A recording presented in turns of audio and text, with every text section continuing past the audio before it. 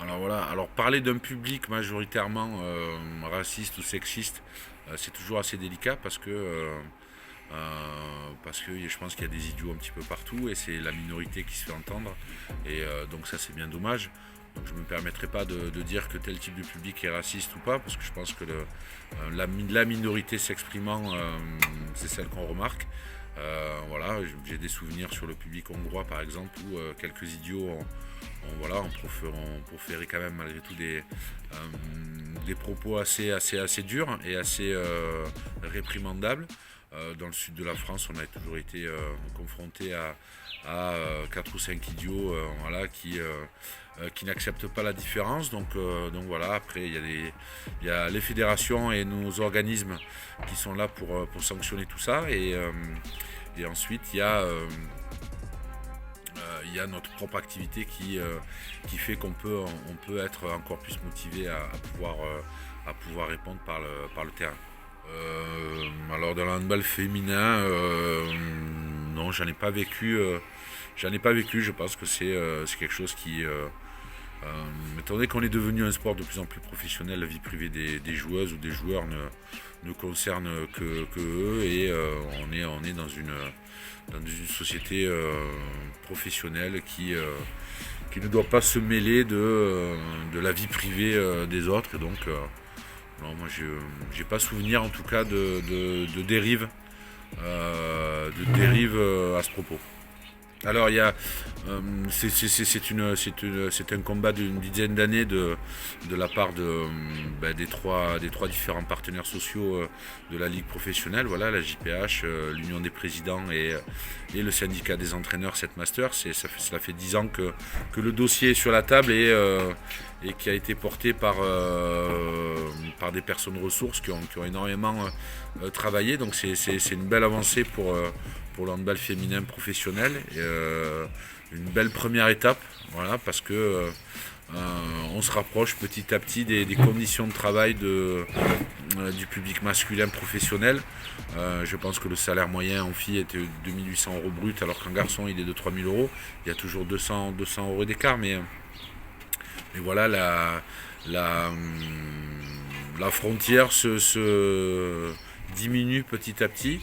Et je pense que c'est une vraie opportunité de pouvoir avoir de la lisibilité sur une première signature d'une convention collective dans le sport professionnel féminin. Et ça, c'est vraiment un concept innovant.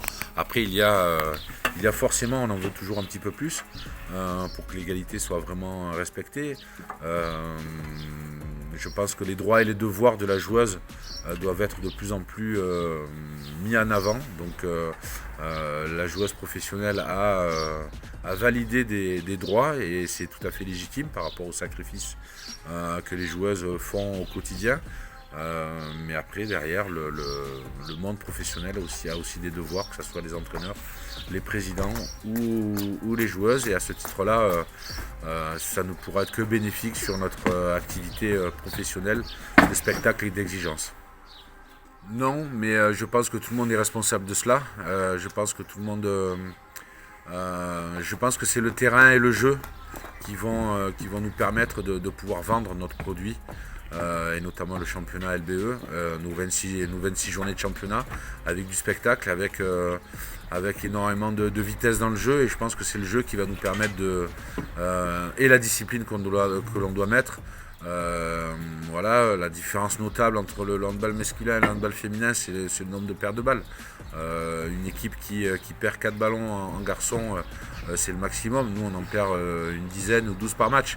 Et donc, une fois que les filles auront cette discipline-là, avec énormément de spectacle, et énormément de buts, énormément de vitesse, je pense qu'on pourra faire valoir notre droit à être médiatisé et surtout avoir des ressources financières sur le spectacle que l'on propose. Donc je pense que c'est de la responsabilité de chacun et de chacune de pouvoir bénéficier de ressources financières dues à la médiatisation du jeu.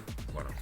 Moi, je pense que c'est une richesse, c'est une difficulté au départ, mais une vraie richesse qui doit nous permettre d'apprendre de l'autre, d'être à l'écoute de l'autre. Voilà, je pense que quand on a des difficultés de communication, notamment sur la barrière de la langue, on fait encore plus d'efforts pour échanger, pour discuter, pour trouver les ressources nécessaires à pouvoir collaborer. Et je pense que les problèmes de communication qu'il peut y avoir dans le premier mois d'intégration des joueuses étrangères ou multiculturelles doit donner une vraie opportunité d'échange supplémentaire pour pouvoir combattre cette barrière-là. La communication n'est pas la seule difficulté, il y a aussi culturellement la pratique de notre activité où il y a des différences notables, notamment un jeu un petit peu plus latin basé sur la spontanéité et un jeu scandinave ou yougoslave qui permettrait d'être beaucoup plus stratégique, discipliné. Et donc la difficulté réside aussi à pouvoir faire accepter différentes règles communes au groupe pour qu'on puisse performer ensemble. Déjà, la règle et le règlement commun doit permettre dans n'importe quel type d'environnement, qu'il soit professionnel, scolaire ou familial, permettre justement l'épanouissement déjà de chaque individualité. Ça c'est une priorité et que tout le monde ait un rôle à jouer quel que soit son statut, quel que soit son rôle, quelle que soit son expérience, quelle que soit son histoire. La solidarité doit porter toute sa valeur et sa valeur concrète surtout, parce que le dire c'est intéressant mais le faire et pouvoir rattraper un petit peu tout le monde dans le quotidien, c'est quelque chose qui est important, quelle que soit son origine, parce qu'on a un objectif commun.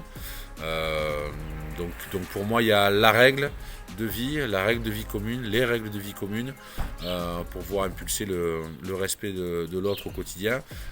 Et puis il y a aussi l'atteinte de l'objectif collectif. À partir du moment où chacun va trouver son rôle pour pouvoir atteindre un objectif collectif, je pense qu'on aura fait 80% du travail pour pouvoir avoir énormément de solidarité, de coopération et de collaboration. Après, je ne me fixe pas comme objectif de changer les gens, c'est pas le but. Par contre, on se doit de les accompagner pour qu'ils puissent soit trouver un chemin pour être épanouis dans leur vie de citoyen au sein du système scolaire, soit performer à haut niveau. Et je pense que les chemins sont intimement liés. Le virtuel commence à être un vrai danger dans notre société. Pour que ce danger puisse être contrôlé et maîtrisé, je pense que la responsabilité des parents est très engagée. La responsabilité du système scolaire était aussi très engagée parce qu'on a un enfant passe sur 24 heures, il passe quand même 12 heures au sein d'un établissement dans lequel il y a des portables, dans lequel il y a du réseau internet, dans lequel il y a l'accès à une information qui peut être de temps à autre virtualisée et perdre de son crédit.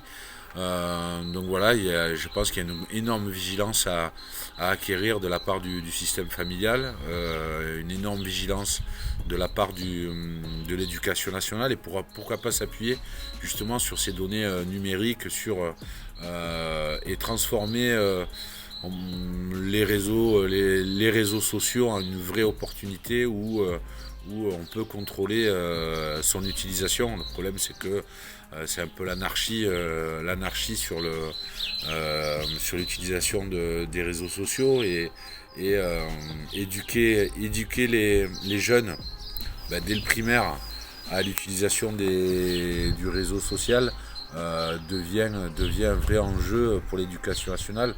Ça devrait faire partie d'une discipline à part entière en CM1, CM2, comment utiliser le bon réseau d'information. Moi je vois qu'on utilise énormément YouTube et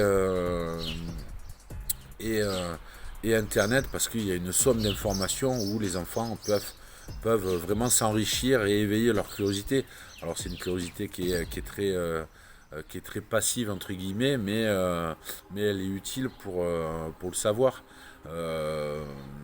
et donc il y a une vraie éducation à pouvoir prendre en charge par l'éducation nationale sur le plus jeune âge.